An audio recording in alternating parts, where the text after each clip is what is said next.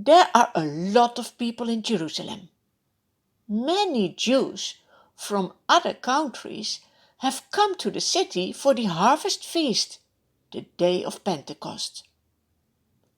At the same time, the 120 believers are still together in one place. They are praying for the coming of the Holy Spirit.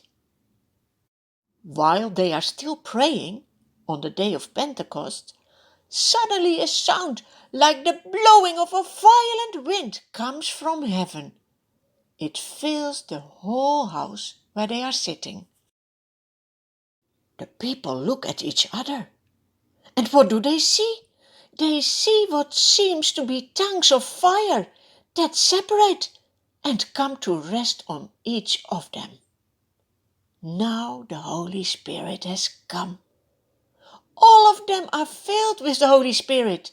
They begin to speak in other tongues as the Spirit enables them. What a joy! Do you see? God does what He has promised. Always. Now the God-fearing Jews from every nation who are staying in Jerusalem hear the sound. What is going on? A crowd comes together. They are all amazed. They have no idea what to think about what they see and hear, because each one hears their own language being spoken. Utterly amazed, they ask, "Aren't all these who are speaking from Galilee? Then how is it that each of us hears them in our native language? We hear them declaring the wonders of God in our own tongues." Amazed and perplexed, they ask one another, "What does this mean?" Some, however, make fun of them and say, "They have had too much wine." Then Peter, who is there with the other 11 apostles, stands up. He raises his voice and says to the crowd, "These people are not drunk as you suppose. It's only 9 in the morning. No, this is what was spoken by the prophet Joel already."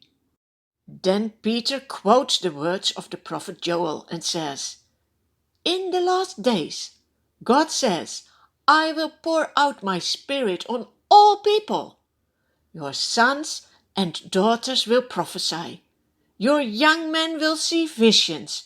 Your old men will dream dreams. Even on my servants, both men and women, I will pour out my spirit in those days, and they will prophesy.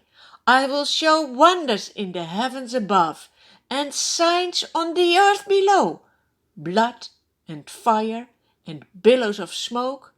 The sun will be turned to darkness and the moon to blood, before the coming of the great and glorious day of the Lord, and everyone who calls on the name of the Lord will be saved."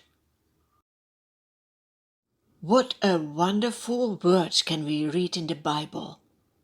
When you see that a prophet has said already what is happening, you know that the words of God are true. Because now, on this day of Pentecost, you see that men and women are prophesying. They are speaking about God's deeds, young and old. What a miracle! The prophet Joel is also speaking about the great and glorious day of the Lord. Are you expecting this day? Jesus will return to earth.